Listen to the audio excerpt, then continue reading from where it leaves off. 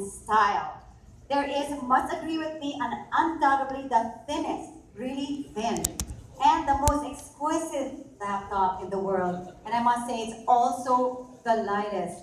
It's only about, I'm sure for all those very techie people, it's lighter than 3 pounds. I was just saying it's even thinner than my makeup kit. It's just incredible, really. But it's really just a marriage of engineering and lifestyle. I cannot, and art and style. You think, when you think about HP, it's a brand that doesn't really consider style or things that are cutting edge with use of materials, but this piece really surpasses and reinvents everything. It's really meticulously made and thought for that yields luxurious design. When you say luxurious, you're thinking about materials that are really state-of-the-art and without compromising and, of course, elevating the performance. And with that, ladies and gentlemen, is really a product inspired by minds of HP, and I can show you that this is really a line of virtuoso products that keep winning awards and keep reinventing of what technology is today. And that usually makes for something unique of us. Being obsessed with detail in every step in the process and challenging that others that cannot even be doing. So tonight's celebration really is framed by creativity, where limits are broken and of course creating becomes an art and creations are masterpieces.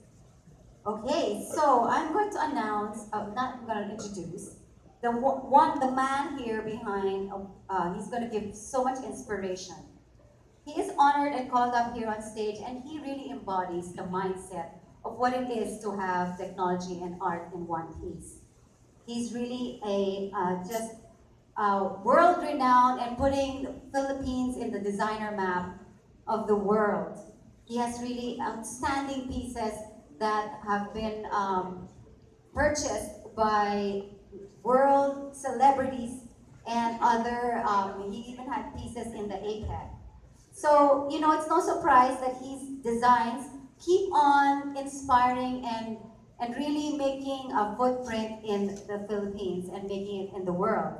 But he still surprises us with other creation and breaks the standards and keeps setting a higher one that really makes the Philippines very proud. Here's proof that his creativity has made his name become a brand of its own. So, ladies and gentlemen, before I introduce our special guest, please watch this short clip.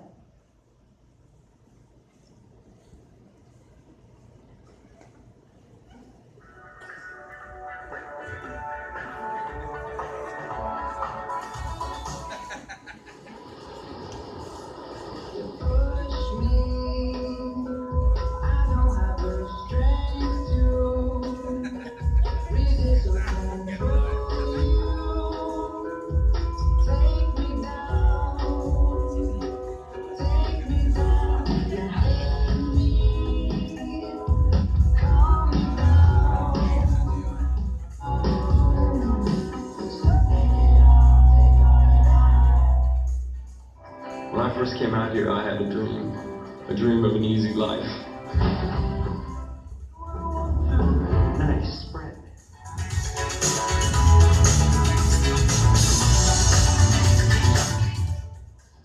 And you, sir? How's your bank experience? Well, Can I be of any personal assistance to you? this is quite unorthodox. I have never found myself talking directly to a hotel.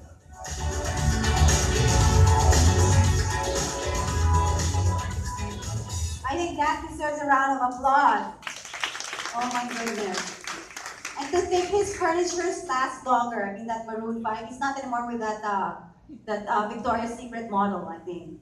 So you can really show that even in the movies, in Hollywood movies, this man has put Philippines really in the world map. Ladies and gentlemen, the man has dubbed by Time magazine as the Ratan's first-rate virtuoso. Please welcome Kenneth Cobantoy.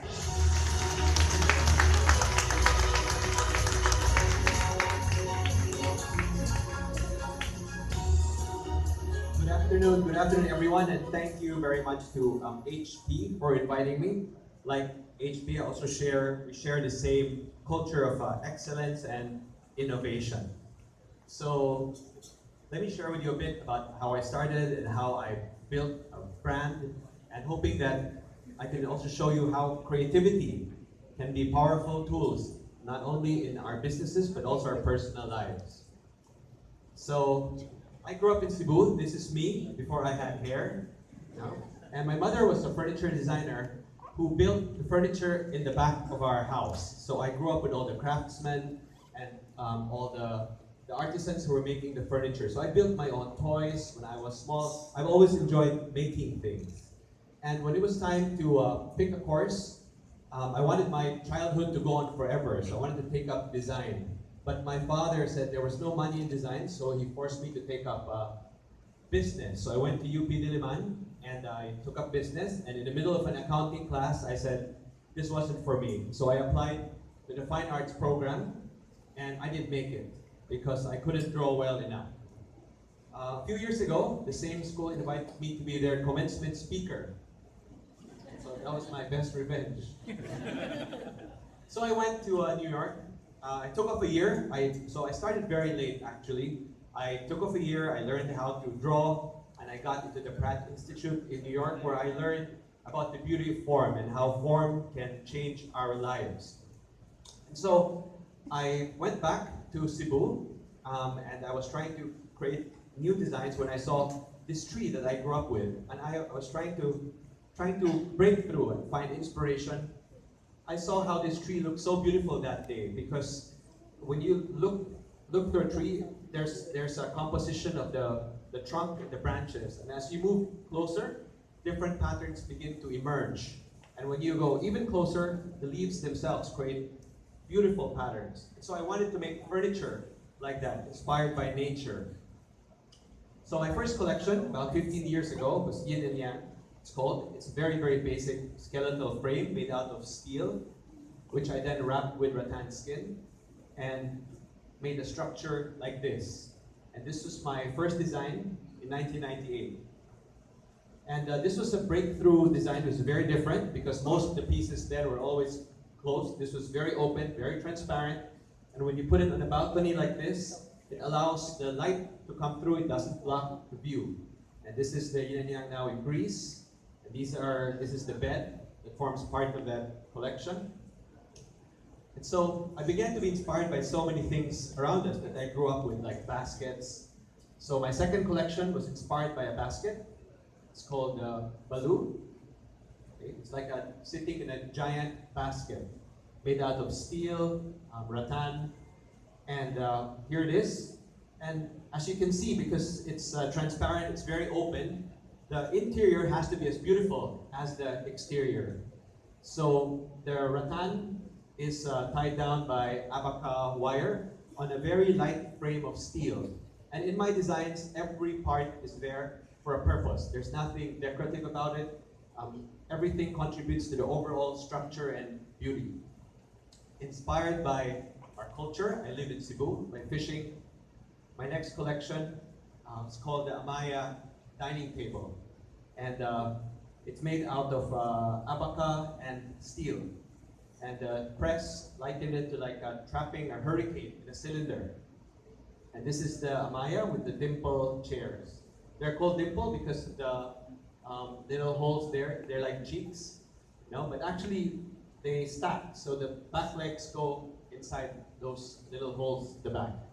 And just like that tree, it creates very, very beautiful shadows on the floor when the light hits it. A few years ago, when I started, I wanted to be known for my designs. You know, it's the whole business model, the whole furniture industry. The model was always to we were just plain manufacturers. We made furniture for different brands. So all our furniture went under different names. I wanted to change all that, and I wanted to be recognized, not only for myself, but also for our country. So I insisted that every piece that leaves had to have my name on it. It was a very tough decision. It was very unpopular then to people who were buying from the Philippines. So for about a couple of years, the factory floors were empty. No one wanted to buy anything from me. Of course, now it's paid off, it's different. Everybody now wants the name on the piece. But back then it was different. So I created then these images of transparent. This is called the croissant sofa. It's made out of material similar to the walis ting, the buri. And this picture became my image for the first years. So inspiration comes from everywhere. This is the next piece called Pigal. It's inspired by the human body. It's made out of a light sculptural frame of steel that's then tied down by as many as 3,000 knots using abaca rope. These are the other pieces in that collection. It's the Pigal love seat. And as you can see, when they're outside, they look like they belong to nature. They're very organic, very transparent, very open. They come from nature and they look like they're part of nature. This is the bed, the Voyage bed. It's a very photogenic bed that, without this bed, I think I wouldn't be speaking in front of you here today, because this is the bed that Brad Pitt bought, and it takes Hollywood to be known in your own country. And so the press, of course, took it up, and I suddenly became a name here. So inspired by the culture of fishing, I designed then a collection called the Dragnet, inspired by fishing nets. And I was very happy with this, because this was also something very, very new. Most of the things that we make are made out of natural materials, but this one, I began to use fabric. So now I could experiment with color. Inspired by cathedrals, this is the Hagia collection, made now out of synthetic polymers. So this is like a cathedral. And then I began to look at fashion, and I thought to myself, what happens when you blow up a sweater? And this was the birth of this collection called Cabaret. It's like gigantic knit, like a sweater. It's like sitting, and the pattern is like a crochet pattern. This is an example of the sofa being used on a balcony. So I'm inspired by anything. Even an ordinary Coke can became the inspiration for the Lola. This one won my first major award in 2005, called the Design for Asia Award. And this award is traditionally only given to industrial products like Hyundai, Nokia, Sony, Samsung. This year they decided to award it to a rattan chair. And this is the first and the only time that Filipinos won this award. So this is how it's made. Very simple. Starts out with rattan pole. We make a very, very light frame, and then we take rattan strips and we tie down that frame together. And this is the Lola collection. Now with a cushion and used outdoors. And these are the other pieces in that collection. Okay. And so in everything I do, just like HP, we try to always innovate. We try to perfect the craft and push it forward. Because we have this tradition of craft, of making things by hand. And so we're always inventing new ways of working with it. This is a collection called La Luna, designed in 2001. It's used by Google and Nike in their offices, in their headquarters. So it starts out with a frame with a shell made out of rattan core, which we then take out to create these shells. We put wooden legs on it, and then a layer of recycled foam, and then recycle the jute sack, and then the weaving starts. And after about 48 hours, not 48 years, but the craftsman has now to take these two patterns, one coarser one on the inside and a finer one on the, a coarser one on the outside and a finer one on the inside. Looks like this. And now he has to stitch both together seamlessly, like this. And this is a kind of work that can only really be done in our country. This is the La Luna. And another chair is a tilt armchair. It's made out of wood. Those of you who know how to work with wood know how difficult it is when you have to cut it, precise angles, we have to join it. And in our factory of about 300 craftsmen, there are only 2 who are qualified to make this chair. It's like making a miniature house. This is the tilt. So in all my designs, I try to make it as complicated as possible so the Chinese can't copy it. So this is the tilt chair. And a few years ago, I wanted to design, one of the hardest things to design is a dining table, because we all have our preferences of table surfaces. It's either made out of wood, or stone, or glass. And when you try to design the base, when you put chairs around it, it gets covered up anyway. So I wanted to play with the edge, taking an old book as inspiration. I took wood veneers, laminated them on top, one on top of the other, to create edges like an old book. And this became the edge of a table. This collection is called the Parchment, mounted now on stainless steel legs, and these are the chairs. The chairs look like bound manuscripts. And the covers are removable, they're washable, and these are the cabinets, the parchment cabinets. They look like sheets of paper that are stacked, placed inside this wooden case. Inspiration comes from everywhere, from blades of grass, came the Yoda chair, bowl of noodles, became the noodle chair. Okay. This is my own version of sheep, Harry in its natural habitat now. So, even your dim sum steamers became dim sum coffee tables. Yeah. So this is the heart of innovation, always trying to look for inspiration. This is a flower, taking cues from fashion. This is the Bloom chair.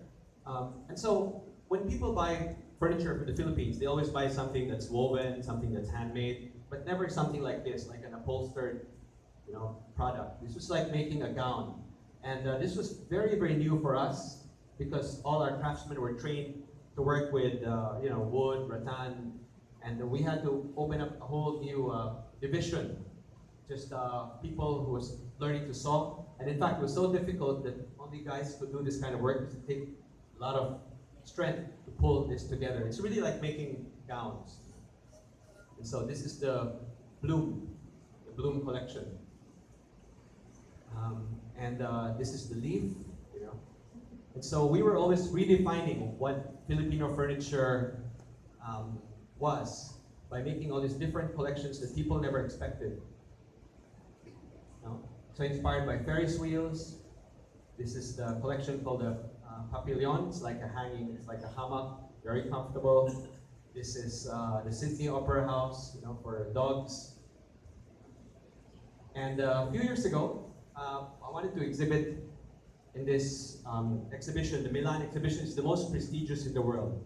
It's very difficult to even exhibit here. And when they learned that I was from the Philippines, I applied here. They wanted to put me up on the third floor, close to some bathroom. It was very difficult to convince them to give me a good space.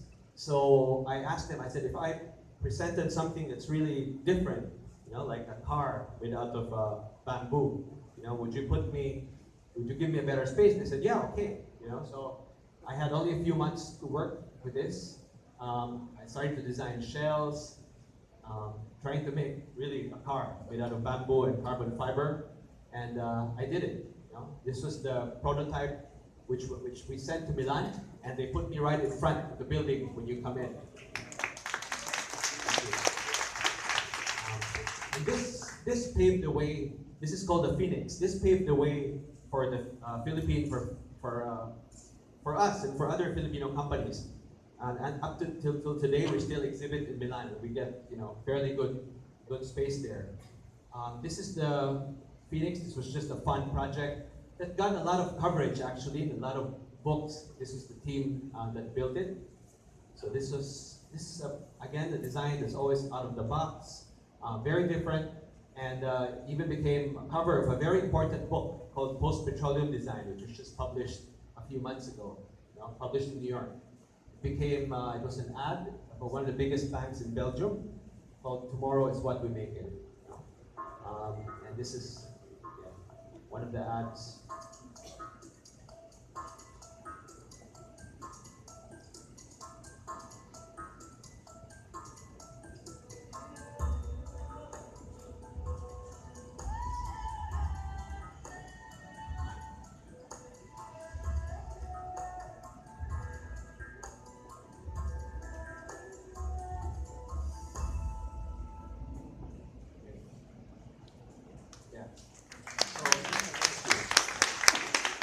design other things, not just furniture. This is a bicycle that I'm working on now. It's a bamboo bicycle. It's like a bull or a carabao. You know. This is a rendering. These are some of the prototypes that we're still working on. This is the actual thing. Trying to reinvent what bamboo bicycles, because most bamboo bicycles just look like steel bicycles, but they replace it with bamboo. So I wanted to create a whole different genre. Designed for Tumi, this bag made out of ballistic nylon and bamboo. This is the Iron Man medals. This is the first one.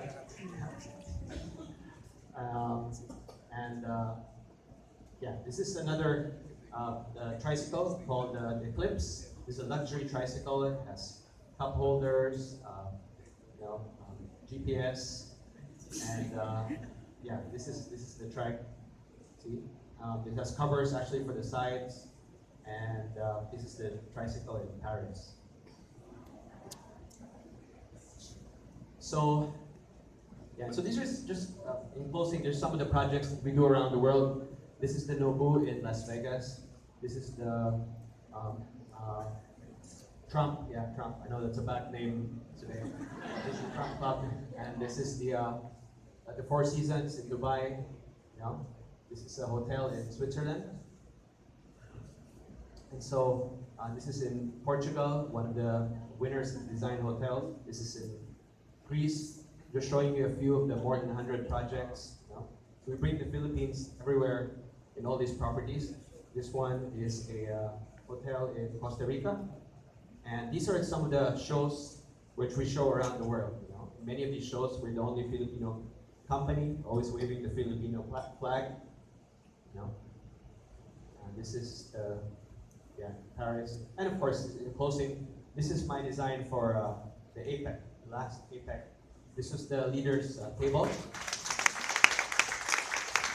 And there, you know, we created something very, you know, just to share with you a little story. When we made this, the president never saw it. You know? And when he saw this, he was shocked because he said, there are no flowers. You know? And so a few hours just before APEC, he orders that there be flowers on the table. You know? And I said, no, we can't have flowers. You know, it should be simple, because that's our country. You know, it's humble, it's simple. And this is inspired by the rice terraces, which is grass. So we had little things. We had these little sculptures of grass. These are the chairs. Yeah, anyway, so we had a stand down, you know, with the president a few hours before, and I insisted that there be no flowers. Keep it as simple. And all the leaders were very impressed with it because they've never. It's one of the most beautiful I think APEC settings that they've ever attended. You know, and this was on the night itself. Yeah, so we had these little sculptures, this little, like, you know, bahay kubo, and just grass on the tables. Yeah, so this was the actual event, and yeah, this is the last slide. This is the actual.